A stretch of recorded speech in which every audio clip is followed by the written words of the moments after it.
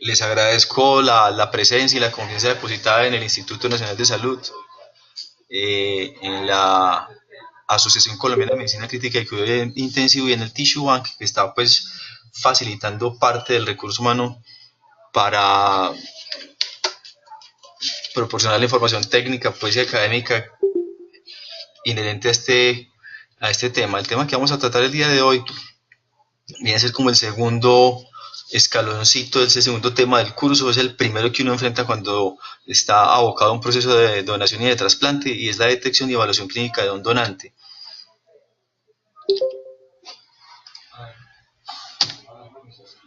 El plan es entonces abordar dos temas. El primero, la detección, que significa la búsqueda activa de esos donantes potenciales o donantes reales. Y la segunda, que es la evaluación clínica del donante en sí. Un proceso de donación habitual como sucede en Colombia, y esta diapositiva, el orden secuencial está modificado como sucede en un país europeo como España, por ejemplo. Transcurre desde el momento en que usted se entera, usted detecta un donante potencial, un posible donante, luego hace la evaluación clínica, se diagnostica la muerte encefálica, y estos pueden ser perfectamente intercambiables. Eh, Cuando no teníamos modificada la presunción legal de donación, pues había que siempre buscar el consentimiento. Van a tener una conferencia al respecto. Ahora el consentimiento es obligatorio, pero únicamente en el caso de menores de edad, y lo tienen que otorgar ambos padres, y luego ya vendrá la programación de la cirugía de extracción. Como sucede, por ejemplo, en España y Francia, es que primero usted sabe a dónde van a ir los órganos, es decir, que primero la asignación y luego vendrá la cirugía. Aquí primero se sacan, porque casi siempre pues antes de sacarlo ya saben a quién se le van a asignar, salvo que haya una oferta nacional, y luego se hace la oferta. El objetivo primordial entonces son dos: mostrar cuáles son los principios generales de la forma adecuada de buscar y de detectar donantes, y enunciar algunos fundamentos generales de una correcta selección y evaluación clínica de un donante de órganos y tejidos. Eh, la motivación surge entonces es por la gran demanda que hay de órganos para trasplantar, y eso es no le puedo creer, no hay audio. Le voy a abrir el micrófono a todos.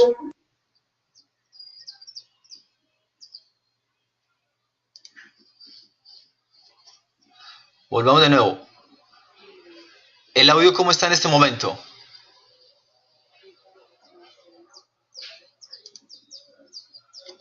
Todos tienen micrófono. ¿Cómo me están oyendo?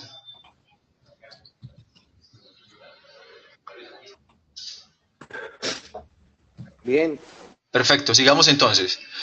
Vea, las preguntas salen del texto que colgué en la web. Las diapositivas son congruentes con ese texto. Hay simplemente unas cuantas fotos y unos cuantos artículos adicionales. Y cuánto artículo he tenido que rescatar o volver a buscar para responder las preguntas que he formulado en el foro, esos son más filigranudos, son más rebuscados, así que estén tranquilos. Es estrictamente de la bibliografía.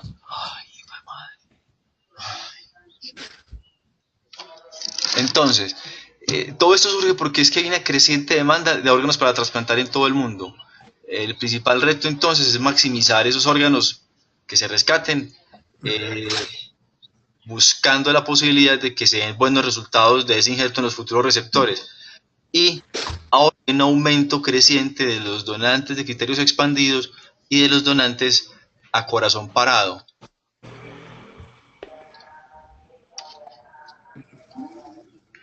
Entonces, básicamente, estos son dos frentes. Uno es desde el punto de vista del donante, el otro desde la esfera del coordinador. Entonces, vamos a hablar de qué donantes son los que se rescatan, quiénes pueden ser posibles donantes, dónde se rescatan, quién es el que hace las tareas de coordinador, cuándo lleva a cabo esa tarea y cómo se ejecuta dicha actividad.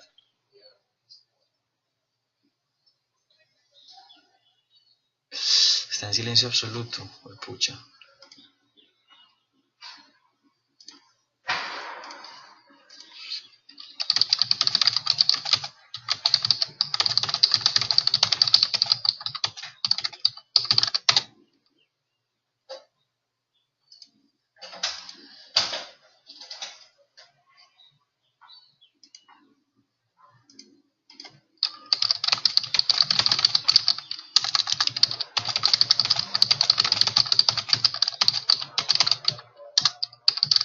Doctor Paneso, me dicen otros participantes de que están oyendo bien.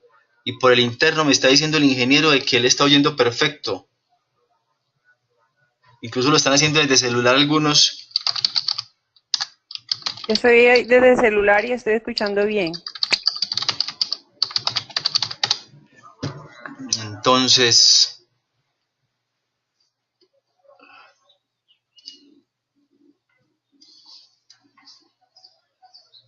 en fin, doctor, vea, hagamos algo.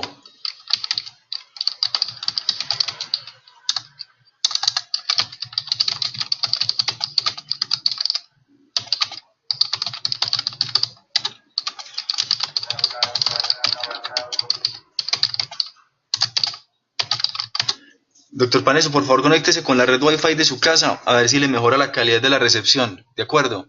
Y esté tranquilo que la información contenida en esta conferencia es la misma que está en el texto del aula virtual. La diferencia son 2 o 3 artículos adicionales que van a estar en la conferencia y se los subo después. Y quizás no van a estar, más seguro es que no estén en la evaluación. La evaluación son 3, 4 casos clínicos de múltiple escogencia. Pues no va a ser nada del otro mundo. Sigamos entonces. Perfecto, entonces mire, se trata entonces de determinar qué donantes son los que vamos a buscar. Dentro de la clasificación de donantes hay 2 opciones. Uno es el donante fallecido y el otro es el donante vivo. No vamos a hablar de donante vivo, no vamos a hablar de donante en muerte cardíaca o DSD, que es el Deceased Cardiac Donor, o el NHBD de hace unos años, el Non-Harboring Donor. Y el otro, que es el que nos interesa, es el donante en muerte encefálica, que puede ser perfectamente donante de órganos y de tejidos. Esto es para únicamente pues mostrarles en qué punto se nos puede perder la cadena de la búsqueda de un donante. Puede que haya problemas en el sistema de detección para identificar ese donante, problemas para diagnosticar la muerte, que no se declare oportunamente la muerte circulatoria o problemas logísticos para que alguien acuda a hacer ese rescate. Otra situación podría ser que hubiese contraindicaciones médicas por alguna serología positiva o el hallazgo, como tuvimos hace poco, un donante que intraoperatoriamente tenía una neoplasia en el páncreas, entonces hubo que contraindicarlo, o porque el órgano sufre algún daño durante la extracción, o problemas con el consentimiento. Pero en toda esta cadena nos vamos a enfocar es en la ruta de los donantes a los que se les ha diagnosticado la muerte encefálica. En el texto que se suministró y que está en el aula virtual, están estas 4 definiciones, pues no nos vamos a centrar mucho en ellas, que van de donante potencial, que es el que usted sospecha que puede en algún momento morirse, que la situación clínica cumple con los criterios de muerte encefálica, el elegible, que es el que no tiene contraindicaciones médicas para la donación, pero y ya se ha constatado la muerte por los criterios neurológicos de acuerdo al lugar en el que usted esté trabajando.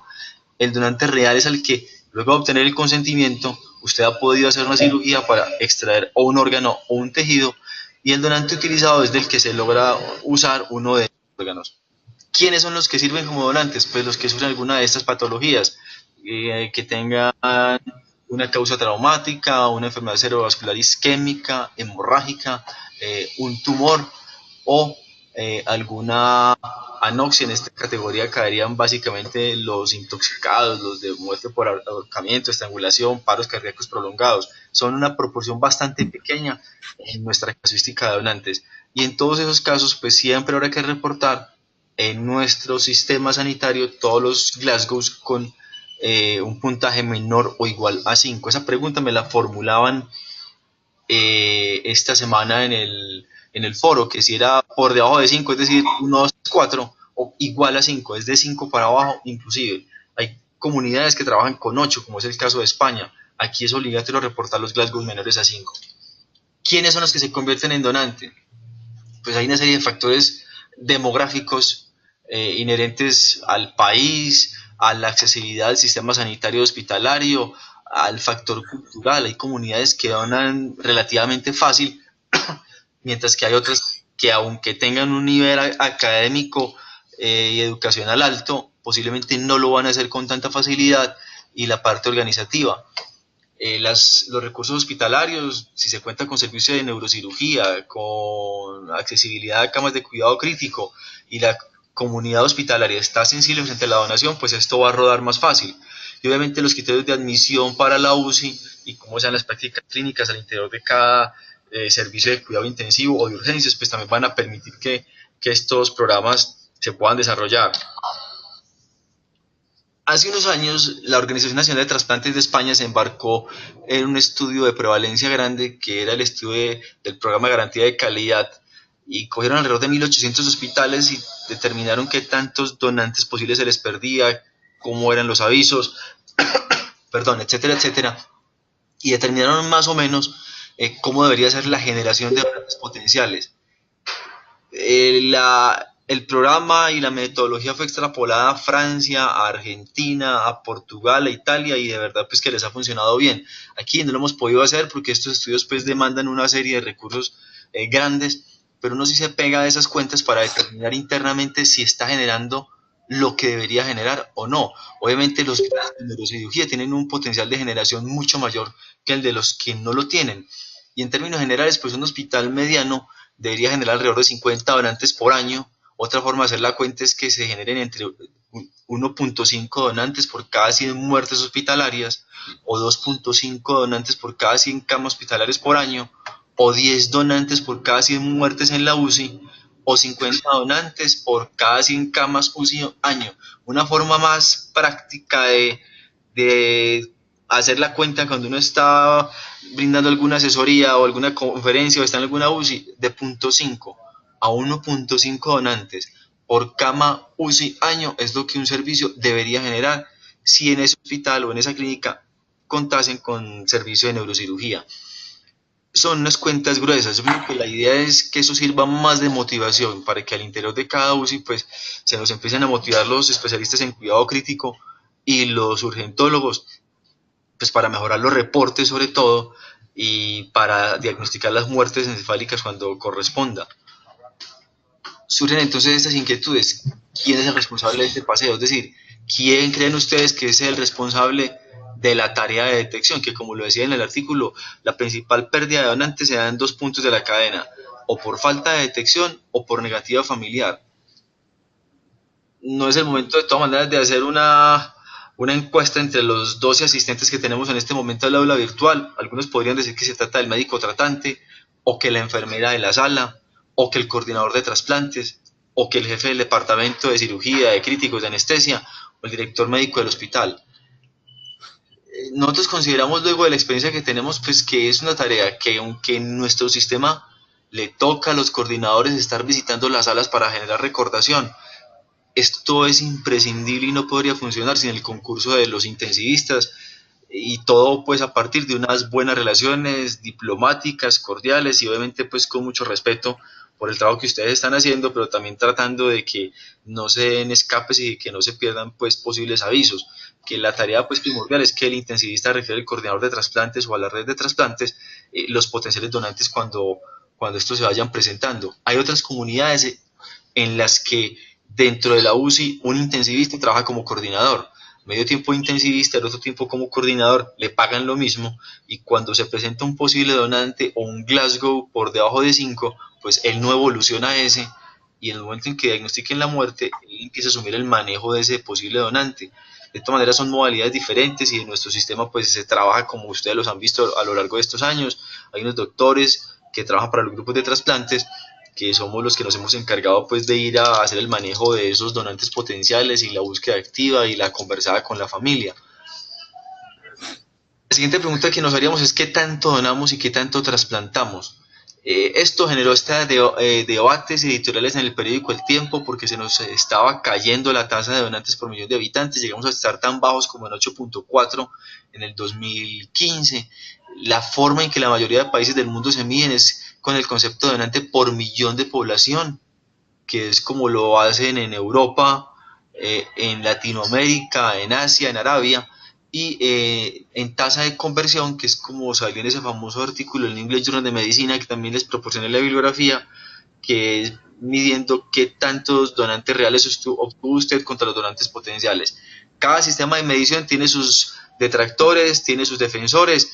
En términos generales, la tasa de conversión de los norteamericanos permite medir cómo funcionan sus organizaciones de rescate de donantes, las famosas OPO, mientras que estas tasas de donante por millón de población pues le permite a usted medir comunidades grandes como un país. De todas maneras, los números gruesos son estos: el que más donantes genera globalmente es España, que está por encima de los 40 por millón de habitantes, aspiran a llegar a 50.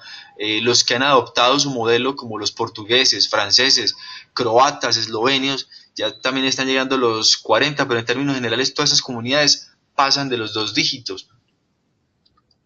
Estados Unidos, que es un país con más de 300 millones de habitantes, con un sistema pues muy particular basado en 50 organizaciones que buscan donantes, las Organ Procurement Organizations, tiene 28 donantes por millón de habitantes, Canadá 19 con 36 millones de habitantes y Australia 18 es su tasa de generación de donantes. Los norteamericanos con esta tasa hacen anualmente alrededor de 18.000 trasplantes renales, 2.500 hepáticos y alrededor de creo que 1.000 y pico trasplantes cardíacos. Entonces, como el 2015 hicimos 780 y pico trasplantes renales, 54 donantes de corazón y 240 y tantos de hígado.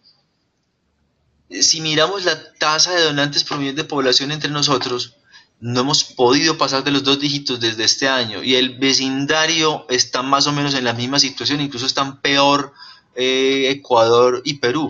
Los que logran pasar de los 2 dígitos son Argentina, Uruguay y Brasil. Esta imagen es básicamente para mostrarles que aquellos que rescatan mucho son los que están en azul oscuro, por encima de 25 por millón de población. Los que están en el color más clarito, Europa occidental, la península itálica, los ex Yugoslavia, península escandinava, también pues tienen tasas interesantes, y el resto pues les cuento que difícilmente llegamos a pasar a estar por encima de los 10 donantes por millón de habitantes. La siguiente inquietud es: ¿dónde vamos a ir a buscar esos donantes? ¿Dónde es que se deben ir a detectar y a localizar? Pues en términos generales, la unidad de cuidado intensivo, el servicio de urgencias y recuperación de cirugía serían en ese orden. Es muy raro tener que ir a mirar un donante potencial a recuperación, tiene que ser que no haya habido cama en la UCI, que en el postoperatorio no lo pudieron ubicar, pero son esos 2 servicios los principales generadores. Y la siguiente pregunta es entonces: ¿en qué parte del proceso debemos actuar? Cuando le sospechan la muerte, el diagnóstico de muerte encefálica, después de diagnosticada la muerte y el momento en que se determine que el posible donante es válido, o después del diagnóstico cuando la UCI opina que es un posible donante, pero antes de hablar con la familia, o después de hablar con la familia, para evitar pérdidas, para actuar con prontitud. En términos generales, la recomendación sería cuando el Glasgow esté por debajo de 5 y justo antes de diagnosticar la muerte encefálica. Si se da la muerte cardiocirculatoria, pues también puede ser posibles donantes entre nosotros para tejidos, concretamente córnea y hueso. En el futuro, cuando alguien se meta en la aventura de empezar a rescatar donantes de los de Maastricht, los DCD, los donantes de muerte cardiocirculatoria, pues también sería una fuente interesante de donantes, y de hecho en este momento el 15% de los donantes que están rescatando los norteamericanos vienen de la categoría 3 de Maastricht. Entonces este sería el punto ideal en el cual se debería dar el aviso. Ya luego de la muerte pues vendría hacer todas las actividades de evaluar el donante potencial, de hacer el mantenimiento para que no le haga paradas, no desarrolle diabetes insípida, y le puedan hacer toda la evaluación clínica a ver si sí va a ser un buen donante.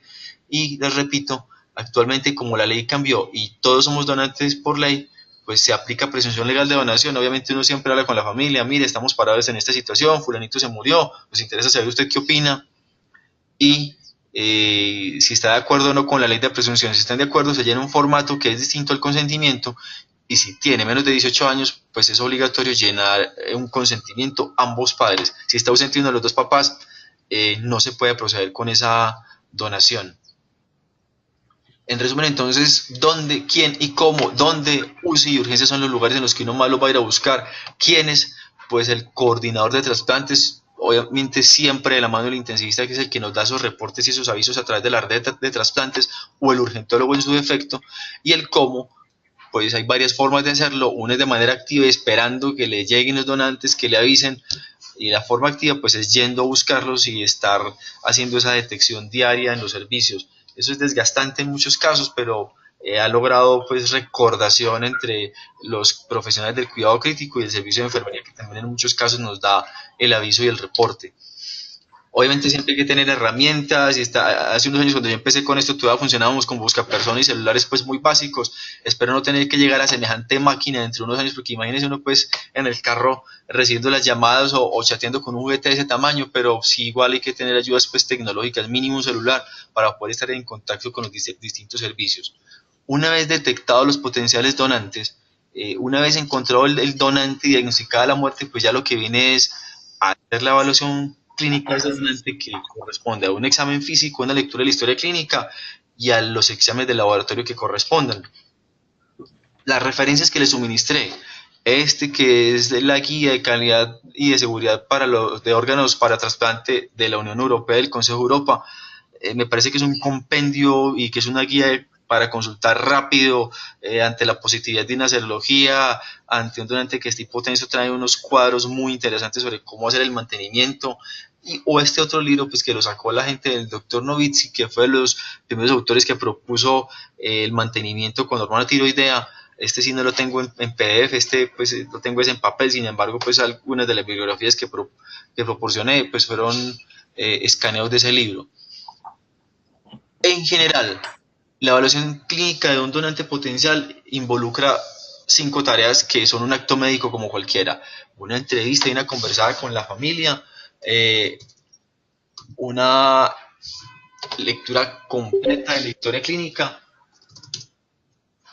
luego evaluar todos los factores de riesgo que el donante pueda tener, que en la vida real, nunca la familia del donante tiene detalles pues muy íntimos de cómo sea su comportamiento, cómo sea su parte sexual. Eso terminan siendo los amigos, los conocidos, los que manejan más información respecto al estilo de vida del donante potencial. Ya la parte que sigue sería realizar las cirugías que sean pertinentes, y esto simplemente para hacer honor a las referencias que revisé, porque la verdad, en Colombia rara vez uno tiene acceso a los datos de autopsia. En otras comunidades como en Estados Unidos, en Europa, pues si usted solicita datos, resultados de una autopsia, pues posiblemente se los dan. Una vez tuvimos un donante que estuvimos necesitando y validar una información de una neumonía, que si era por Klebsiella, que si no, y necesitábamos saber cómo habían encontrado los pulmones, y definitivamente eso quedó dentro de la cadena de custodia y nunca nos suministraron información detallada de la autopsia. Difícilmente el resultado sobre la causa de la muerte. Y estos exámenes de laboratorio deben incluir, como lo preguntaron en el foro, que si era rutinario o no solicitar hemocultivos. Si el donante venía con un proceso infeccioso y la sala lo había solicitado, se piden. O si durante la evaluación clínica del donante, luego de discutirlo y de comentarlo al grupo de trasplantes, viene con antibioticoterapia por sospecha, o no, una neumonía ya en tratamiento, o por una meningitis, igual usted le pide un control que van a utilizar a posteriori los trasplantólogos con sus receptores. Con respecto a los factores de riesgo, siempre se pregunta la historia personal, social, sexual, si es...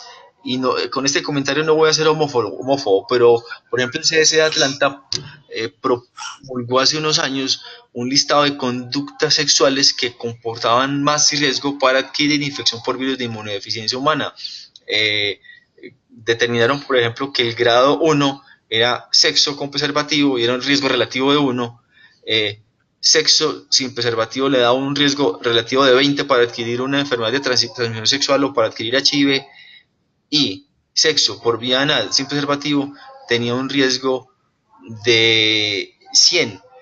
Cuando fueron más a fondo en ese análisis multivariado, encontraron que se multiplicaba, que era multiplicativo, y que el riesgo relativo de adquirir HIV por vía anal sin preservativo puede ser hasta de 2000. Entonces, por eso es que cuando se trata de donantes que ejercen la prostitución, sexo a cambio de drogas, sexo a cambio de dinero, ese tipo de circunstancias nos obligan a contraindicar al donante independiente de el posible resultado de la serología. Obviamente pues se indaga, y aunque es una caricatura, la fuente pues reportaba que 35% de los hombres de la edad de 18 a 30 años dijeron que tuvieron sexo cuando consumieron más de 3 a 5 bebidas alcohólicas. Entonces miren que también cuando es población que estaba bajo embriaguez aguda no solo de alcohol sino de otros fármacos, pues tampoco se acuerdan de tener sexo seguro. La Unión Europea pues ha establecido unos niveles de riesgo risk level 1 que es inaceptable y es una contraindicación absoluta para el donante, hasta el 5 que es un riesgo estándar para el ciudadano común y corriente pues que tiene un estilo de vida digamos aceptable, y esto pues también está en la referencia que proporcioné del libro del Consejo de Europa. Los puntos claves entonces para identificar a estos donantes potenciales es si, al momento del examen físico, si tiene tatuajes o piercings. En nuestra comunidad en términos generales se contraindican los donantes de tatuaje hace menos de un año para el caso de 6 meses para el caso de órganos como el hígado. Y el tiempo, la verdad, no importa. Lo que es verdaderamente importante es que al momento de hacer esa entrevista a la familia, saber dónde se hizo el tatuaje, si se lo hizo en un sitio como la cárcel o en el barrio y compartieron las agujas o compartieron la tinta, o si fue en un sitio profesional. Es importante hacer una buena evaluación que nos permita determinar si el donante tiene factores de riesgo para TBC. En cuanto a cirugías previas, es importante indagar también si hubo infecciones, si tiene alguna cicatriz quirúrgica, preguntar cuándo, dónde, cómo, de qué lo operaron, qué hallazgos hubo, antecedentes de vacunación previa, sobre todo con virus activos, con virus vivos, perdón, porque el receptor va a estar inmunosuprimido. El estilo de vida es importante, sobre todo en el caso de viajes, de migración a zonas maláricas, zonas de dengue, lugar de trabajo y qué tipo de pasatiempos tiene. En el caso de donantes con encefalitis o demencia o enfermedades psiquiátricas, es importante que hayan sido diagnosticadas por un médico y contacto con fauna. Estas contraindicaciones son absolutas en todo el territorio colombiano. Fueron emanadas del Instituto Nacional de Salud, de la Fiscalía General de la Nación, y son los casos de sospecha de maltrato infantil, cualquier persona que haya fallecido en persecución de la policía, en cuidado o en custodia. Entonces, por ejemplo, alguien que esté en prisión domiciliaria no nos sirve como donante. Sospecha de violación de derechos humanos, víctimas del conflicto armado o de terrorismo, cualquier muerte asociada a delito sexual y cualquier muerte de fuerzas de seguridad del Estado que estén en servicio activo, tampoco los podemos tomar como donantes potenciales. Esto básicamente porque al ente regulador, al Instituto Nacional de Salud y a la Fiscalía no querían que la parte acusatoria en algún momento tuviera problemas con el manejo de la cadena de custodia. Al momento de la evaluación clínica de un donante, entonces, también es importante o mirarlo como un todo, o ya luego coger órgano por órgano, y es una evaluación que ya se hace al interior del grupo de trasplantes junto con el coordinador de trasplantes. Si se es muy liberal, usted va a aceptar todos los donantes y va a correr entonces riesgos con los receptores, que algunos están muriendo, que algunos están en la falla terminal del órgano y hasta en urgencia cero por el caso de hígado o corazón, o los va a rechazar todos, entonces va a echar a la caneca órganos que perfectamente pueden ser válidos y sacar gente de la lista de espera, con el riesgo de mortalidad que enfrentan algunos pacientes mientras están en la lista. Entonces se trata de balancear y de ser muy sensatos y de que cuando se contraindique un órgano o un donante, pues sea con criterios objetivos o no sea por el me parece. Dentro de la evaluación general, entonces es importante determinar la causa de la muerte. Un donante con causa de muerte desconocida es una contraindicación absoluta tomarlo aquí en cualquier parte del mundo. Hay comunidades que exigen que también exista una evidencia por neuroimagen para poder contraindicar ese donante potencial, y se contraindican también de manera absoluta los fallecidos por una encefalitis viral, por algunos tumores de sistemas nerviosos primarios o secundarios, o infecciones por gérmenes multiresistentes, meticilinoresistente, resistentes a la vancomicina, caen dentro de la categoría de estas contraindicaciones absolutas.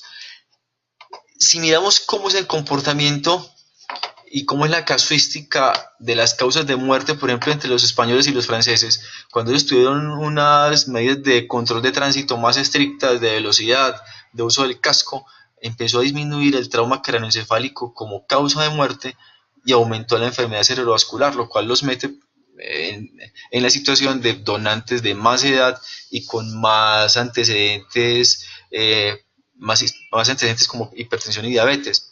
Es una curva muy similar para los franceses, 57% de enfermedad cerebrovascular, y el trauma apenas es el 21%. Para los españoles, si sumamos estos dos traumas, el de tráfico y el de no tráfico, difícilmente llega pues al 13-14%. Entre nosotros, la gran mayoría de funciones de nuestros donantes son por trauma craneoencefálico. Cuando el instituto reporta, no nos desglosan si es por accidente de tránsito o si es por lesión infligida por terceros. El 34% es por enfermedad cerebrovascular y ya el resto se van yendo a la hipoxia, al tumor cerebral, el 5%, y caen en categoría de otras el 6.6% de los posibles donantes.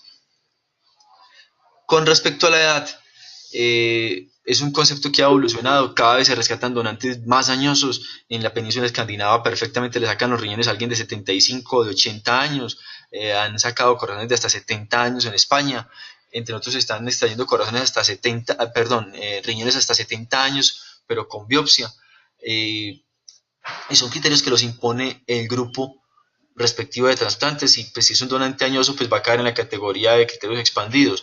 Entonces aquí lo que se debe hacer es individualizar la evaluación de cada uno de esos donantes y prestar especial atención a si tiene factores de riesgo cardiovasculares y enfermedades crónicas. Existen casos pues, de donantes que después de una cuidadosa evaluación, como los corazones de más de 60 años de edad, se han trasplantado con éxito. Los hígados procedentes de donantes de 75 años, hay comunidades en las que los han trasplantado, mientras que otros órganos quizás no los hayan recuperado. Aquí entonces siempre juegan con el concurso de la biopsia o de poner el órgano en una máquina de perfusión pulsátil continua. La literatura está llena de información pues, que muestra cómo es el impacto de la edad en esos órganos, cómo es el comportamiento y cómo es la curva de supervivencia por distintos métodos, a cuál le va mejor, a cuál le va peor.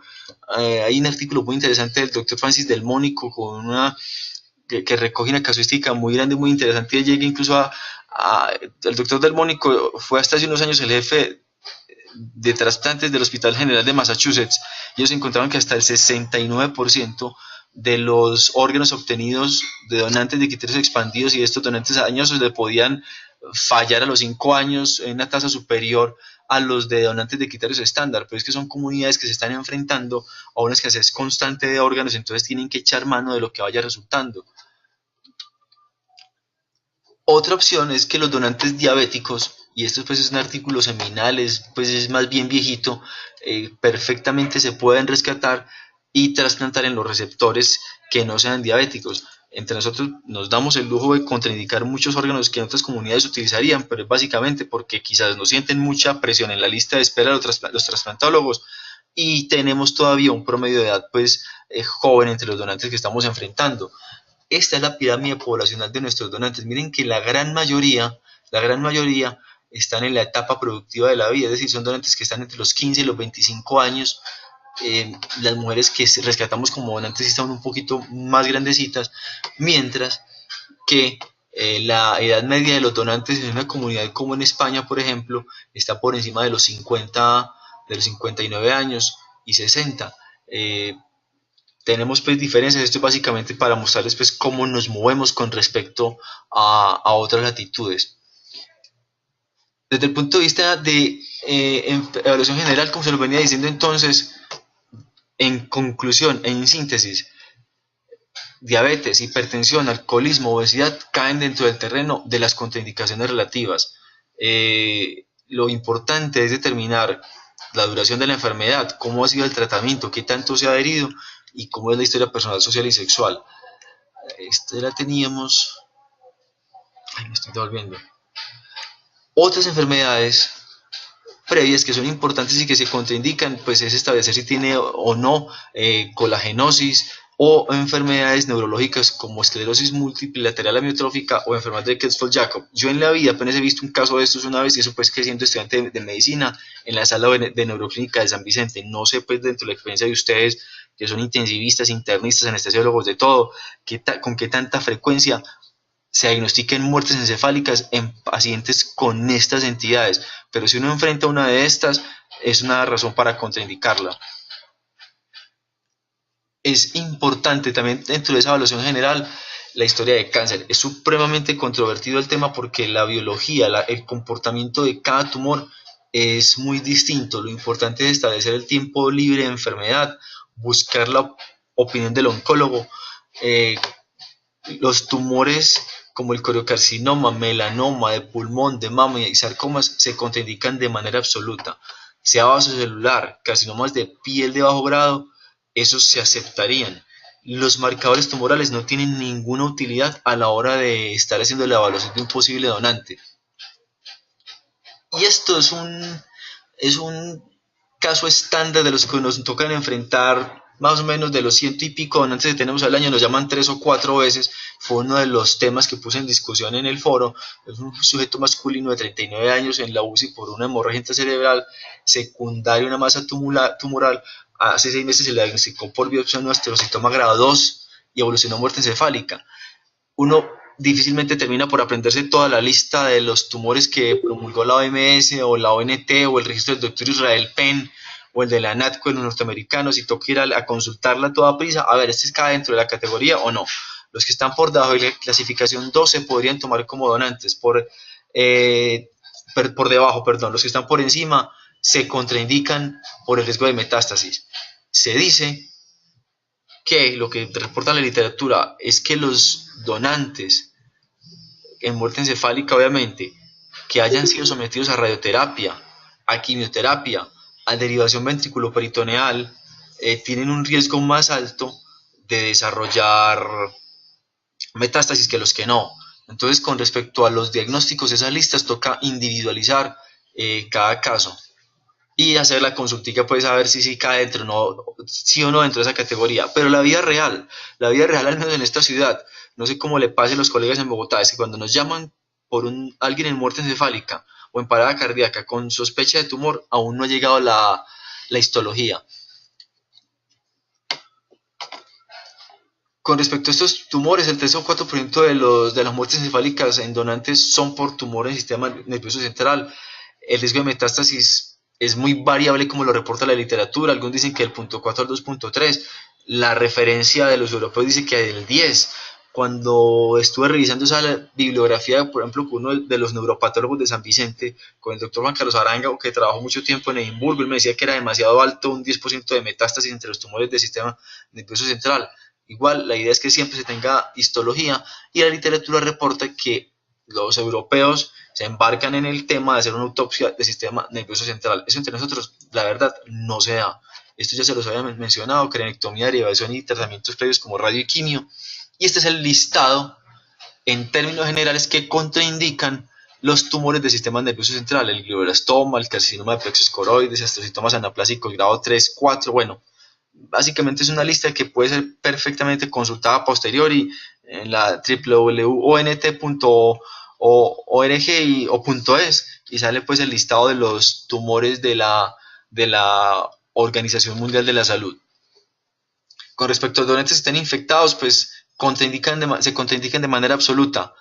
Entre nosotros, aunque actualmente están pues solicitando los cirujanos de hígado y de riñón que les comenten los positivos para HIV, que el donante tenga diagnóstico o seropositividad para virus de inmunodeficiencia humana, que tenga infección de Creutzfeldt-Jakob, infecciones por piosis y datidosis diseminada, tuberculosis activa. Es muy raro que le lleguen a uno con el diagnóstico o que al momento de la entrevista se lo manifiesten. Sin embargo, como me lo preguntaban en el foro, que en qué fase del tratamiento se aceptaría o se rechazaría, independiente de qué fase del tratamiento esté el donante, siempre hay que contraindicar los que están con diagnóstico de TBC, positividad en la serología para HTLV, infecciones por plasmodium y por rabia. Y se aceptan los donantes que tengan infección por citomegalovirus, Epstein-Barr. Obviamente en estos dos sí que ponerle cuidado a los receptores, sobre todo en el Epstein-Barr, por el riesgo de que después desarrollen enfermedades linfoproliferativas con la inmunosupresión, y toxoplasma y Chagas para el caso de los donantes de corazón. Perdón, esta es una lista de enfermedades que se han reportado en la literatura que se transmiten a través del trasplante. Sin opción terapéutica si se transmite, y con opción terapéutica en caso de que le sea transmitida. Entonces miren que cae el chikungunya, el dengue hemorrágico, el HTLV, esta LCMV, coriomeningitis linfocítica, ha producido defunciones, sobre todo en Norteamérica. por error humano se han presentado casos de transmisión de rabia y desde el momento de la presentación del paciente en el servicio de urgencias y después en la UCI sospecharon rabia y a pesar de eso sacaron los riñones, sacaron el corazón, sacaron las córneas, trasplantaron los receptores y se murieron casi todos, al menos los receptores de riñón fallecieron. Con respecto más al donante con infecciones, un gran número de donantes con lesiones en sistema nervioso central que cursen con fiebre o leucocitosis, eso es una manifestación del TEC o incluso de la misma muerte encefálica.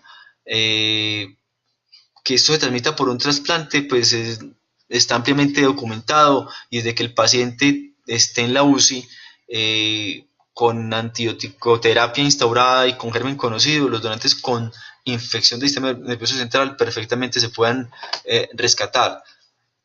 Entonces, ¿cuáles infectados no se aceptan?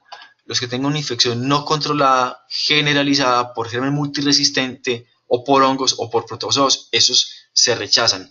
Pacientes con infección generalizada y con hemocultivo positivo y no multiresistente y que tengan antibiótico durante más de 2 días, que esté hemodinámicamente estable, existe la posibilidad de rescatarlo como donante y se continúa el tratamiento antibiótico en el futuro receptor. Infecciones localizadas como neumonía, infección urinaria, meningitis, perfectamente se pueden rescatar esos donantes, no contraindican la donación y ya se evalúa cada caso de manera particular. Otro tipo de exposición a fármacos de manera crónica como paracetamol y acetaminofén, ya usted mira y evalúa qué tanto ha afectado el hígado. Uso continuo, crónico de ibuprofén o litio, hay que prestar atención a que no le vayan ya tocado de alguna manera el riñón. Donantes que fallezcan por intoxicación, tenemos reportado incluso aquí en la ciudad de Medellín, se publicó en Transplantation Plus Inc. que los donantes que se han rescatado intoxicados por fosforados orgánicos, por rodenticidas, metanol, cianuro, salicilatos, perfectamente pueden ser donantes. En el caso de los que usen marihuana, se pueden rescatar como donantes. Y el usador de cocaína ya se individualiza y se evalúa si es un uso ocasional, semanal o social, o si es el usuario diario consuetudinario de este fármaco, de este tóxico. Es importante que mientras el donante esté en la UCI, pues evaluar cómo está el estado hemodinámico, cómo están las dosis de vasopresores, de inotrópicos, si hizo paro cardíaco, si estuvo hipotenso durante cuánto tiempo, si el donante hace paro, perfectamente se reanima, eso ya lo verán pues con el doctor Camargo en la conferencia de mantenimiento, y usted simplemente solicita pruebas de laboratorio para hígado, riñón y corazón a posteriori y evalúa a ver qué tan tocados quedaron esos órganos, qué tan afectados quedaron después del paro. Con respecto a la hemodilución, vamos a ver más adelante el algoritmo. Se sospecha hemodilución en cualquier donante que haya tenido un sangrado profuso, traumático o en cirugía, y quien le han aplicado altos volúmenes de hemoderivados, de coloides o de cristaloides. El problema con la hemodilución es que le va a diluir las partículas virales, los anticuerpos o los antígenos, que son los que finalmente la prueba diagnóstica de tamización va a buscar, van a caer por debajo del límite de detección, entonces se va a enfrentar a un falso negativo. Entonces, si el donante tenemos en la historia clínica evidencia de que sangró, de que está politrafundido, pues hay que tratar de recuperar una muestra pretransfusión, y si no la recupera, pues entonces aplicar el algoritmo y determinar si está en estado de hemodilución. El algoritmo, un instante, sí, bueno, si ya busco es muy sencillo, simplemente dividir el peso del donante entre 0.025 y entre 0.015, con cada una se calcula el volumen plasmático y el volumen sanguíneo respectivamente, y si los volúmenes infundidos son superiores a cualquiera de esos dos, o al volumen sanguíneo o al volumen plasmático, usted lo considera hemodiluido y las muestras que obtenga en ese estado de hemodilución no son adecuadas para realizar la tamización serológica. Si no aparece ninguna muestra adecuada y está hemodiluido, con el dolor en el alma, toca contraindicar el donante. Es importante evaluar los periodos de hipoxemia y de acidosis, el estado metabólico con la natremia y la glicemia, y cualquier tratamiento actual en la UCI desde el punto de vista de volúmenes, de corrección de diabetes insípida, y si hubo sospecha o comprobación de algún proceso infeccioso como se los mencionaba, y qué antibióticos está recibiendo durante la estancia en el servicio. Si el donante les hace paro, esto no es una razón para contraindicarlo, o va a haber un ascenso en la función hepática, en los marcadores de función hepática y renal, que van a mejorar después a las 6, 8, 12 horas y ya se evaluará si se rescata o no el órgano. Con respecto al examen físico, y no se trata pues de venirles a dar ustedes una conferencia de semiología, además de peso, talla y superficie corporal, pues es importante evaluar que no esté ictérico, que si tiene una cirugía, una cicatriz previa, indagar por qué fue esa cicatriz, si tiene alguna visomegalia, pues también determinar por qué y si está pues perfectamente estudiado. Si tiene, como se lo mencioné, tatuajes o piercings, ambos se comportan de manera similar. Importante preguntar el tiempo previo a la elaboración de ese tatuaje y de ese piercing. Hay algunos tatuajes que se usan en algunas comunidades para ocultar el sitio de inyección de drogas recreacionales como la morfina y la heroína. La forma de diferenciar entre una inyección crónica y la aguda es que si la inyección fue por motivo de un ingreso hospitalario, pues generalmente hay un halo hemorrágico alrededor del sitio de venopunción. Si es una punción crónica, además de que están atróficos los trayectos vasculares, los trayectos venosos, pues va a estar sin ningún halo hemorrágico que lo rodee. Y tatuajes, en este tipo de localizaciones, propiedad de Bobby o unos labios en los glúteos de un sujeto masculino, pues se debe sospechar que sea un sujeto que tiene sexo con otros hombres, entonces tiene más factores de riesgo para infecciones como el virus de la inmunodeficiencia humana. Obviamente, pues también preguntar siempre por la historia de viajes. Generalmente se trabaja con los mismos estudios que ha solicitado la sala, simplemente se actualizan, hay que solicitar hemoleucograma, hemoclasificación, pruebas de coagulación, pruebas de función hepática, renal, etcétera, etcétera. Se evalúa la función cardíaca, análisis, gases arteriales, hemocultivos seriados, les repito, si hay sospecha clínica de infección o si venía en el manejo de alguna infección. Y como exámenes complementarios, pues obviamente los rayos X de tórax, electrocardiograma y ecocardiograma si el donante a donar corazón. Con respecto a las serologías, es un tema que está sujeto pues a debate, aún no se ponen de acuerdo todos los estándares y todas las sociedades científicas sobre cuál es el estándar que se debe solicitar de serologías. Cada país y cada grupo de trasplantes tiene los propios. No se solicitan, por ejemplo, las mismas serologías aquí en la región de Antioquia o en Bogotá que las que se solicitan en el occidente colombiano. Y en el caso de donantes a corazón parado, pues es importante obtener la muestra pronto y es crítica la calidad de la muestra. Si la muestra está hemolizada, tienen más chance de un falso positivo. Ya si la muestra está lipémicas, hemolizadas o ictéricas, pues no hay tanto problema. Una muestra ideal es como esta que aparece aquí en la fotografía. ¿Cómo sea la respuesta a esas serologías? Pues depende de cómo esté el sistema inmune del donante y que reconozca la infección. Es difícil controlar el tema de los periodos de ventana inmunológica. El gobierno norteamericano a la fecha tiene la intención de hacer la tamización de todos sus donantes con los estudios de NAT, que es Nucleic Acid Tests. Sin embargo, pues aún no se usan, no están validadas de manera rutinaria para todos los donantes. Al caso de los donantes de tejidos sí se lo solicitamos, pero porque usted tiene eso a posteriori. Y la idea con estos estudios de NAT es que usted va a acortar el tiempo de ventana inmunológica. Entonces, en el caso de HIV de 22 días lo va a poder acortar a 9, del virus de la hepatitis B de 44 a 22 y de la C de 66 a 7 días. Problemas que se presentan con respecto a la serología, pues está la hemodilución.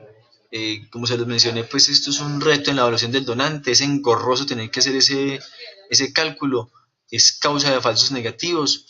Y lo importante es conseguir una muestra pretransfusión, aplicar el algoritmo. Este es el algoritmo. Entonces, la idea es que usted divide, va a calcular y obtener de cuánto es el volumen sanguíneo del donante y de cuánto es el volumen plasmático, y todo a partir del peso corporal del sujeto. Esta fórmula, este algoritmo fue validado para sujetos que pesan menos de 100 kilos. No sirve para población pediátrica. En población pediátrica hay que echar mano de un cálculo basado en superficie corporal.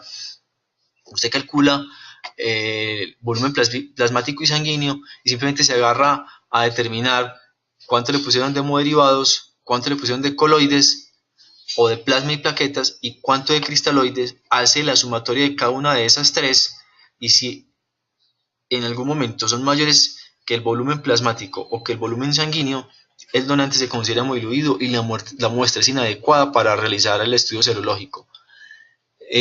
Más con respecto a las serologías, se solicitan pruebas de HIV, primera y segunda generación, antígenos de superficie para la hepatitis B, se solicitan los cores.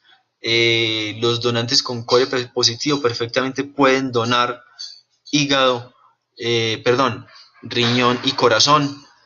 Y también se solicitan los anticuerpos contra el virus de la hepatitis C.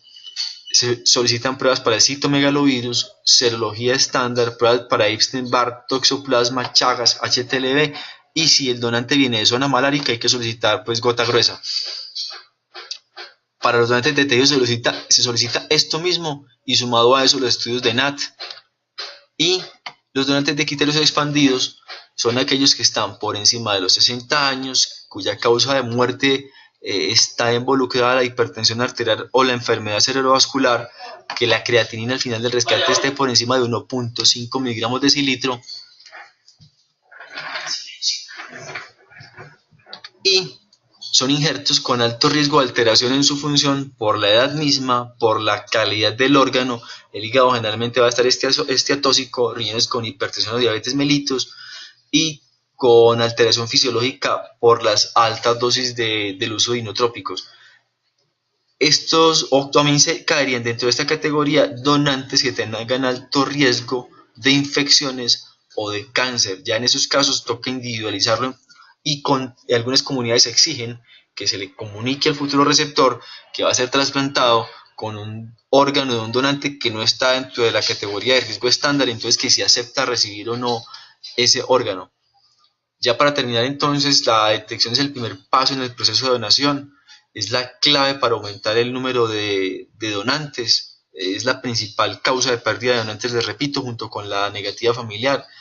Es un proceso que, aunque es responsabilidad del coordinador de trasplantes, sí necesitamos la participación y la ayuda que nos proporciona el servicio de cuidado crítico en cabeza del intensivista.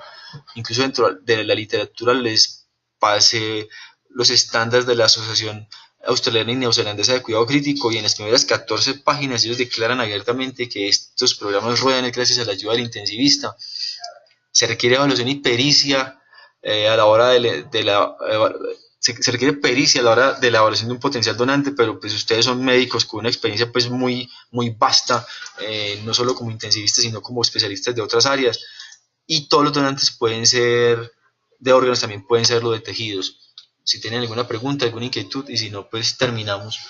Para tranquilidad pues de los que me lo estaban preguntando ahora, la evaluación no se sale de lo que está en esta conferencia o de lo que está en el aula virtual. Pues sí les recomiendo de pronto más a la mano revisar este tema en el libro de portada roja, en el libro de los estándares de calidad de la Unión Europea, pero de resto no hay tampoco nada extraordinario en lo que sea la evaluación. Si tienen alguna pregunta, alguna inquietud,